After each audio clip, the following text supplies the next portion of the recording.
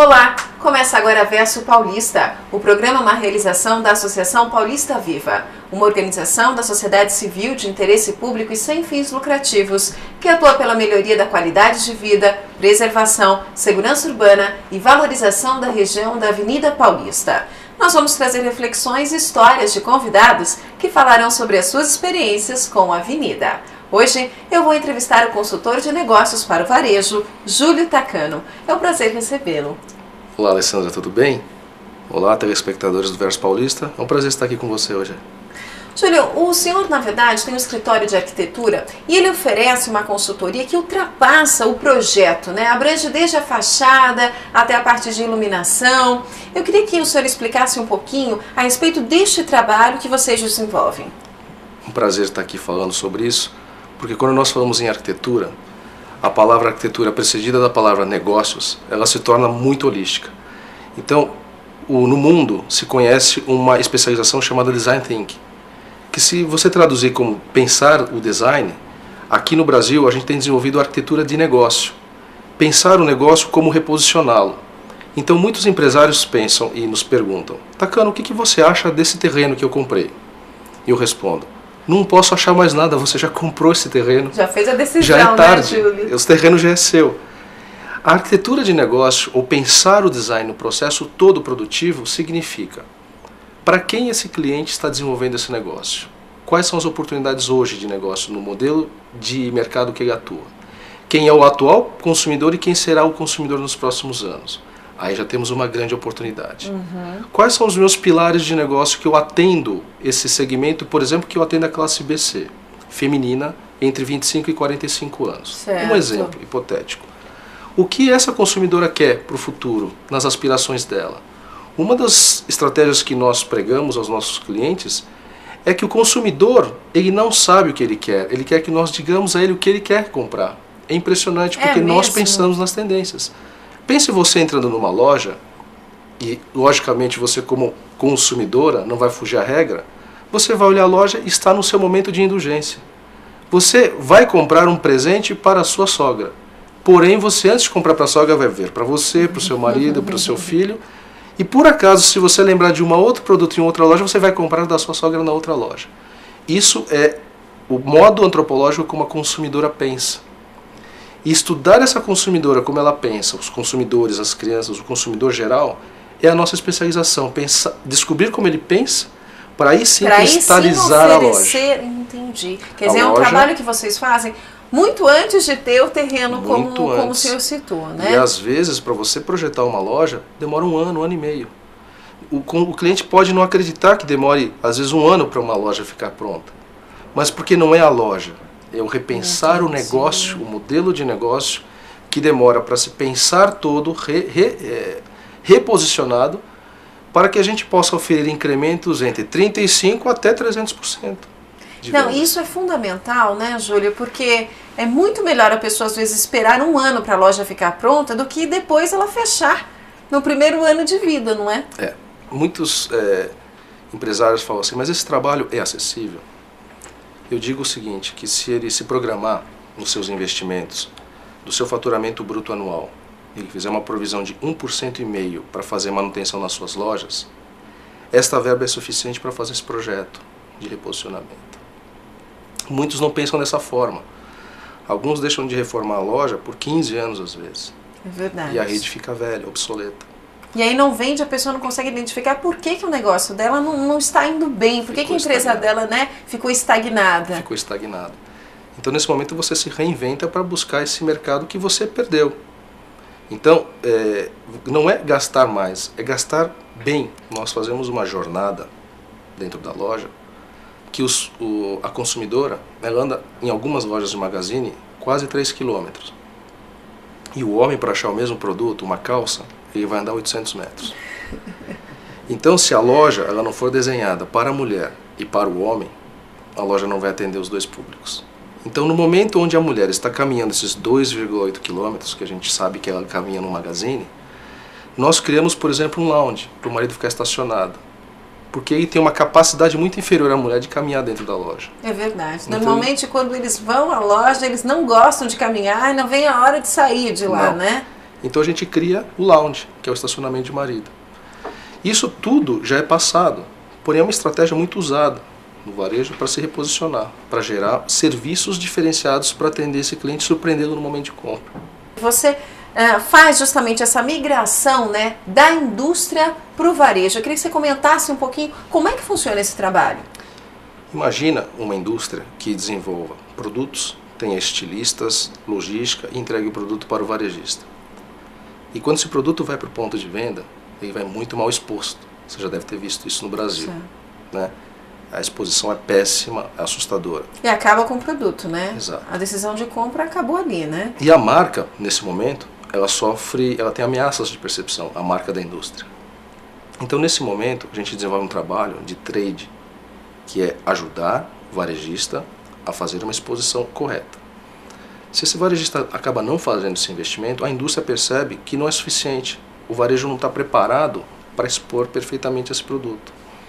Então as indústrias vão desenvolver lojas próprias que vão ajudar na capilarização para orientar melhor como esse produto deve ser exposto no mercado brasileiro.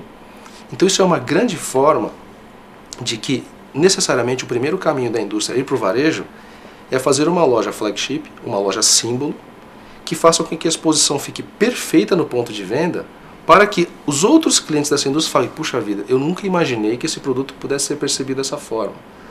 As vendas aumentam para o canal do varejo e aumentam para a indústria. O grande mote é que a indústria começa a gostar das vendas do varejo. É isso que eu estou pensando, a partir do momento que a indústria tem uma loja, né, uma loja específica dela, eu imagino que daqui a pouco ela não vai querer fornecer a marca dela para outros lojistas. Estou errada? Não, não está errada. Ela passa a ser muito mais criteriosa. No momento que ela tem uma marca e ela era maltratada no ponto de venda, e ela como monomarca consegue uma exposição bacana, ela é muito mais desejada, ela se reposiciona.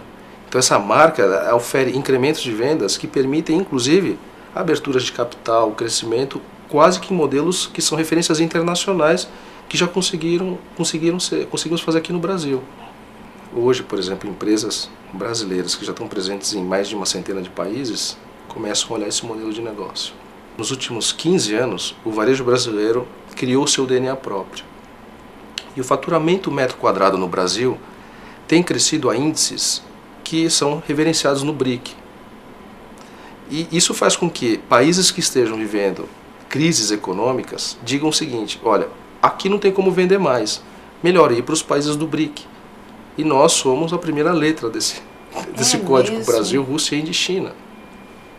E eles têm vindo buscar, porque quando nós vamos fazer palestras lá fora e mostramos as rentabilidades metro quadrado que a gente tem oferido no Brasil, Alessandra, a reação deles é que nós estamos mentindo, eles não acreditam nesses faturamentos. Por quê? Porque nós temos no Brasil, antropologicamente falando, uma demanda reprimida secular. Nós temos aquela síndrome do cão vira-lata, né? Nós somos pobres, não podemos consumir. E há um fenômeno econômico, macroeconômico brasileiro, nós temos hoje 60 milhões de brasileiros que ascenderam socialmente. Então esses consumidores, eles têm sede por consumo? Não, eles têm sede por inclusão social. Ele tem dinheiro, ele quer subir de categoria social. E são os atributos que são vendidos nas lojas que são drivers de inclusão, para dizer, eu sou. Claro. Não basta ter o dinheiro na conta, esse dinheiro na conta ninguém vai saber que existe. Precisa ter algo que legitime o código. Isso, né? E isso é construído através de marcas que ele pode exibir. E por isso nunca se falou tanto em construção de marca no Brasil como se fala nos últimos 10 anos. Porque construir uma marca não significa que essa marca desenhada, um nome bacana, são os pontos de contato que esse consumidor tem com a sua marca, que certificam que ele agora não é mais classe E, é D, não é D, é C, não é C, é B. E essa validação as marcas fazem com que sejam percebidas de que forma? A gente chama isso de aspiração. Você aspiraciona a ser algo. No momento que você aspiraciona e você economiza para ter aquele ícone, sem capitalismo ou discussões ideológicas, alguns ícones traduzem essa inclusão social. E eu digo que isso é tão simples que é até prazeroso de fazer. Por quê? Você for projetar uma loja que tenha um café, um playground, uma área de lounge de TV para os maridos assistirem televisão, para a classe C, seria uma verdadeira loucura há 10 anos atrás. É verdade. Porém, quando você entrega lounge, playground, né, brinquedoteca, e o consumidor da classe C pode entrar numa loja dessa com produtos de tickets médios de R$15, de valores médios de R$15, isso para ele é uma inclusão social. Ele tira foto para provar que ele está num lugar bacana. E antigamente, isso eu digo há um tempo atrás, para o empresário era, se eu fizer uma loja assim, eu vou assustar o cliente. Exatamente. Tinha essa percepção, né, Júlio? O cliente vai se intimidar e vai acabar nem entrando na loja porque ele vai achar que ele não pode consumir tal mercadoria. Exatamente. Existe ainda isso? Ou hoje em dia já mudou um pouquinho o perfil de comportamento? Isso eu digo, toda reunião, 100% dos empresários falam, se eu fizer essa loja eu vou assustar meu cliente. E eu digo, se você não fizer essa loja, você vai assustar o cliente por não estar surpreendendo esse cliente. Você tem que surpreender sempre o cliente hoje. Não, porque eu imagino que a partir do momento que uma marca faz isso, as outras têm que acompanhar essa tendência de mercado, né? Senão o cliente, ao invés de, vou me assustar, ele acaba entrando em outra loja, né? Que ofereça todas essas, digamos assim, regalias, né, Júlio? E o mais curioso é que quem era líder de mercado, acomodou-se, não se preocupou em buscar esses drivers, essas soluções que ajudavam a reposicionar essas marcas. E quem era o patinho feio, né, são redes que saíram lá de baixo e foram entregando essas aspirações, se tornam líderes de hoje com faturamento acima de 2 bilhões. Então, esse posicionamento de crescimento e entregar essa aspiração, hoje já é comum, mas muita gente ainda se assusta. Eu até faço um desafio. Se você passa em frente a um hotel 5 estrelas e a diária está a R$120, mas nem a classe C vai achar que aquele hotel assusta para entrar. Você pode pagar, você entra e é feliz. Claro, com certeza. Então o que a gente faz numa loja de grandes volumes é fazer um ambiente aspiracional, mas a precificação é desse tamanho. Está ali escrito, R$9,90. Só que nós conseguimos circular 10 mil peças de R$9,90 no sábado. Você ganha por volume, na verdade. Volume. Não é que você fez uma loja neste padrão e aumentou o valor da mercadoria. A ideia não é essa, né? Não. É acessibilidade, é luxo democrático. Acessibilidade, gerar essa indulgência, reposicionamento de imagem e as marcas vão blindando, gerando desejo e inclusão social. É um dos grandes aspectos do design thinking, de pensar holisticamente como uma estratégia pode fazer com que uma marca seja, que os love branders dessa marca, né, os que virem os apaixonados por essa marca, que gerou inclusão social para ele. Quando você fica na frente de lojas como essa, por exemplo, focado para a classe C, você vê que um pedreiro, numa obra você tem 300 colaboradores, quando ele vem, ele traz toda a equipe que ele trabalha para dizer, olha, você vai ver que tem tudo que eu te falei aqui, café, playground, lounge, porque eles não sabem pronunciar lounge, eles falam longe, mas quando você escreve sala de estar, você vai ver que ele não quer nem que seja sala de estar, porque eles se sentem excluídos, ele quer usar o termo que é usado para ambientes premium, exatamente. Isso é estudo antropológico. Isso vai no ponto de venda, ao ponto que a gente vai tão profundamente nesse estudo que cada cliente dentro da loja equivale a uma temperatura corporal de uma lâmpada de 60 watts. Então imagine que no caixa, eu com 45 caixas, eu vou ter lá 1.500 clientes. Eu tenho que abaixar 3 a 4 graus a temperatura ali, porque ali ele vai pôr a mão no bolso. Então ele vai desembolsar mais feliz porque a temperatura baixou. Então, esses são detalhes antropológicos que, para o engenheiro de ar-condicionado, ele só tem informação, ali abaixo 3 graus. Mas por que ele tem que abaixar? Qual o motivo, né? Aí entra o design estratégico de varejo, onde você pensa por que gerar essa redução de temperatura? Por que colocar um DNA auditivo, um aroma, um perfume? Boas experiências na loja são lembradas, isso é cientificamente comprovado, que aromas positivos na sua vida ficam na sua memória por 40 anos. E impressionante como tem lojas aqui em São Paulo que você reconhece pelo cheiro. Pelo cheiro. Você poderia entrar na loja sem saber, você fala, não, essa loja é tal, você reconhece pelo cheiro. E assim acontece ao contrário, né? Exatamente. De repente, se tem algum perfume, algum aroma desagradável, ou você mesmo uma música muito alta, você se incomoda e sai da loja, né, Júlio? Exato. É o DNA auditivo e o DNA olfativo. Você marca você tem a percepção da loja na sua mente. Em que tempo você consegue fazer isso? Em 1/16º segundo. Nossa. 1/16º segundo. Passou, sentiu o aroma, lembra da loja. ouviu a música, lembra da loja. Positiva ou negativamente. E o estudo é para que seja sempre positivo, para que a gente possa incrementar as vendas. O cliente ele toma essa decisão de entrar na loja em 1/16 de segundo. Os livros falam em 3 segundos. Em 3 segundos, a cliente já entrou em 2 lojas. Ela já viu 2 vitrines. Ela já viu 2 vitrines. Já viu 2 vitrines. Ela já decidiu se ela vai comprar ou não. Ela já ficou em dúvida em 2 vitrines. Nós temos que, com a nossa, em 1/16, vem aqui. E isso mudou, evoluiu. Esse tempo de 3 segundos, que eram os livros há 10 anos atrás, para hoje, 1/16 de segundo, é a velocidade da informação que você tem acesso hoje, através dos tablets, do celular. Claro, hoje é tudo muito mais rápido, exatamente, né, Júlio? O tempo de decisão. O tempo de decisão é mais rápido, tudo é muito mais veloz, né?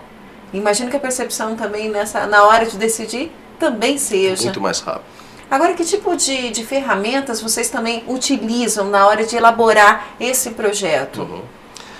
A gente tem alguns passos, e como o público é a grande massa, o público telespectador do Verso Paulista, a gente não está falando somente com especialistas. Para ser muito fácil de entender, existe um processo onde é feita uma pesquisa do consumidor, e através dessa pesquisa nós temos uma base de dados e oportunidades para atingi-lo. É feito um plano diretor de ações. Então a minha marca quer atingir esse público e nós vamos fazer ações para atingir. Aí entra na arquitetura, no visual merchandising, que na arquitetura é plástica do prédio. No visual, como expor esse produto. Na comunicação visual, o comunicador silencioso. E o desenho de mobiliário. Isso começa a dar essa roupagem. E aí a gente entra na montagem da loja. Quer dizer, como expor bem bacana esses produtos na loja, treinando a equipe.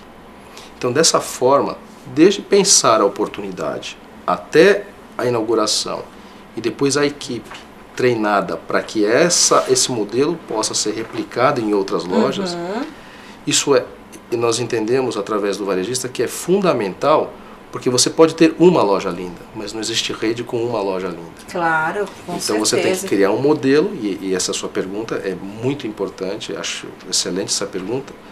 Como a gente explicar para um varejista que ele tem 2 lojas e o sonho dele é ter 50 lojas? Se o desenho dele é familiar. Isso é possível, essas redes que eu estou te falando tinham 4 lojas, hoje elas têm 100 lojas e faturam 2 bilhões. Mas como? Exatamente nessa sequência de passos. Que o mais difícil eu conheço o Hammurabi já de muita estudar, e o Hammurabi ele financiava e proporcionava o crescimento desses artistas, né? E como arquiteto de negócio, quando você vê um varejista pequeno, você pensa assim, ele não vai crescer. Mas eu acho que é aí que está o grande talento da nossa empresa. De perceber que negócios que podem se transformar são pedras brutas, que lapidadas têm potencial e podem se transformar em grandes negócios. Agora, Júlio, a gente falando um pouquinho aqui no Verso Paulista, eu gostaria que a gente abordasse a Avenida Paulista. Como é que o senhor vê hoje o varejo na avenida? É um orgulho poder falar da Paulista, porque como arquiteto, a Paulista é um ícone do Brasil. É a nossa Champs-Élysées, é a nossa Quinta Avenida, é a nossa Michigan, é a avenida mais importante do Brasil, respeitando todos os outros estados. Como grande espigão, ela sediou as grandes instituições financeiras e que gerou um posicionamento estratégico emblemático dessa avenida. E era inatingível para o varejo, porque o varejo no Brasil era um segmento marginal nos últimos 50 anos. Os bancos, grandes empresas, varejo marginal. Só que hoje o varejo é o maior empregador brasileiro. O varejo se reposicionou. Ninguém gera mais emprego e distribui mais renda que o varejo. Há 30 anos atrás, quando você falava assim, vou trabalhar no varejo, você podia ser expulso de casa. Porque você tinha que ser médico ou engenheiro. Trabalhar em loja era sacrilégio. Hoje, para você trabalhar no varejo e crescer nele, você precisa ter no mínimo 2 MBAs, porque o varejo é uma ciência. Então, o que mudou não foi a Paulista, mas a Paulista está sendo descoberta pelo varejo. Por quê? Com o crescimento dos bancos e indo para expansões urbanísticas, onde os centros urbanos vão se conurbando, novos eixos são criados em São Paulo e os bancos mudam suas sedes. Espaços metro quadrado de edifícios não inteligentes, e são trocados por edifícios inteligentes, o varejo vai ocupar esse espaço. Isso aconteceu inicialmente com Marisa, na Paulista, depois Renner e por último um projeto que a gente efetuou agora, que é uma flagship da Riachuelo na Avenida Paulista. Você poderia comentar para a gente um pouquinho sobre essa loja da Riachuelo? Posso sim. Ela está na Avenida Paulista, numa esquina com a Doc Lobo. É um endereço extremamente nobre, né? Paulista com a Doc Lobo. Lá era a sede do Banco Itaú. E quando eu cheguei me deparei com aquele prédio, que era da década de 80, todo em granito rosa. É impressionante como a arquitetura, ela marca a época. Claro, granito rosa é material da década de 80. Imagina a gente tendo que falar de varejo em 2014 com materiais da década de 80. Não dá nem para dizer que é vintage, aquilo realmente era quase um museu. E belíssimo pela cor do granito, mas inadequado para varejo. Então a gente proporcionou e buscou criar um elemento icônico, emblemático naquela esquina, iluminando a fachada também. Muito mais em respeito ao grande eixo que a Paulista se tornou, principalmente com a revitalização luminotécnica, com a iluminação em vapor metálico, onde você por alguns momentos à noite pensa que é de dia, quando você está num restaurante olhando para fora é de dia. É verdade. É um dos grandes diferenciais. E os outros prefeitos das outras capitais falam, eu quero ter uma Avenida Paulista. Como é que eu faço, Takano? Comece pela iluminação. Proporcione essa mudança. E aí, nesse momento, não poderíamos ter uma obra emblemática sem nos preocupar em iluminar essa esquina, que é um endereço icônico. São 5 mil metros quadrados de loja. São vários andares, né? Para quem não conhece, são vários andares. Tem inclusive estacionamento, um andar só de estacionamento, né, Júlio? No subsolo tem uma conveniência de estacionamento, nós temos no térreo feminino, depois masculino e infantil, cama, mesa e banho, e lá exclusivamente uma área de homeware, que é específica para aquele segmento, para o público próximo da loja. Qual que é a tua relação com a Avenida Paulista? A minha, eu posso dizer assim que eu nasci profissionalmente na Avenida Paulista. É uma história que um dia eu vou compartilhar na minha biografia.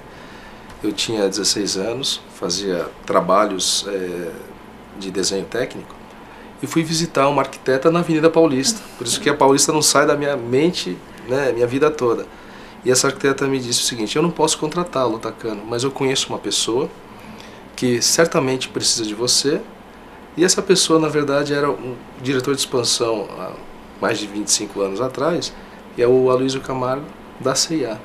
Foi aí onde a nossa empresa aprendeu tudo de varejo. Quer dizer, é uma honra ter como primeiro cliente a C&A, iniciar e crescer. Isso sempre vem à mente, essa relação de que a Paulista dá sorte. Primeiro, a gente brinca que ter competência é o segundo plano, você tem que ter sorte. Porque você, competente, pode não ter o trabalho, mas com a sorte de conhecer as pessoas certas, estar no momento certo. E a gente sabe que hoje a Paulista é local de reunião de todos os eventos de São Paulo. Né? Mais do que isso, eu acho que conseguiu se construir através da organização empresarial em torno da Paulista, aí, brincadeiras à parte, um grande ícone. E desta forma, o varejo hoje colhe carona no vácuo dos bancos que deixam espaço com uma locação mais acessível, né? E vai se transformar em um verdadeiro shopping a céu aberto. Hoje em dia, devido ao problema de mobilidade urbana, eu creio que as pessoas estão cada vez mais usufruindo de lojas, de serviços que estão próximas, na verdade, ao local de trabalho, né, Júlia? A gente pode ter um exemplo assim que é a própria avenida, né? Exato. Esse processo é antropológico e a gente estuda em ciclos de 12 anos. Então você perceba que na década de 70 você tinha uma rede chamada PegPag, onde você tinha supermercados de 1.000 metros quadrados. E aí você se deslocava do seu bairro e ia a um PegPag. Entraram os Power Centers, supermercados de 17.000 metros quadrados. Ah, nós temos, você queria com a família toda conhecer, era um programa de família. E entrava todo mundo no carro e se deslocava 10 quilômetros para chegar no hipermercado. Com o trânsito de hoje, para você se deslocar 15 quilômetros, vai demorar 45, 60 minutos. Não é melhor você ir no mercado um pouquinho menor e do lado da sua casa, né? E aí, quando a gente pensa a estratégia do negócio, nós não estamos criando novamente um supermercado de 1.000 metros porque a gente é inteligente, a gente vê tendência. A gente olha para o consumidor, ele não aguenta mais se deslocar essa distância toda. Então, é muito difícil achar terrenos de 1.000 metros em bairros adensados, mas é um desafio enorme. Mas esses supermercados que ficam em bairros e com 1000 metros, gera uma conveniência de reurbanização local. Claro. E é o que nós chamamos de glocal, pensar global e agir localmente. E permite a conveniência. E essa consumidora não liga de ter um acréscimo nesse valor pelo deslocamento que ela tinha. Claro, porque às vezes a pessoa fala, não vai a pena, né? Eu vou perder tanto tempo no trânsito, me deslocando. Isso. É preferível, às vezes, pagar um pouquinho a mais, que compensa, né, Júlio? Isso em urbanização nós chamamos de unidade de vizinhança. Você tem a macro-urbanização e a unidade de vizinhança. E o varejo está sedento por isso. Buscar esses espaços e blindar setores nos bairros da capital paulistana. A Paulista tem muitos espaços, porque os escritórios acabam cedendo nos futuros espaços para novos inquilinos que vão buscar os seus negócios, suas vidas, porque a Paulista é uma zona mista, então tem muita residência, tem escritórios, comércio. A gente olha essa urbanização da Paulista como ela é viva, porque ela é orgânica, ela mistura residencial com corporativo, né? e também com cultura. Pela presença do MASP. Nós temos o MASP, temos teatro, cinemas, tudo reunido na avenida, Ela é muito viva, ela é icônica, ela realmente é o grande charme de São Paulo. E a oportunidade de reurbanizá-la, eu acho que a iniciativa de empresários que podem ajudar nesse plano de desenho, não deve ser orgânico e desenfreado. Havendo um planejamento para isso, a gente sabe que isso existe, a setorização, como num shopping center, você tem âncoras aqui localizadas, nas pontas, para que o cliente circule e vá andando.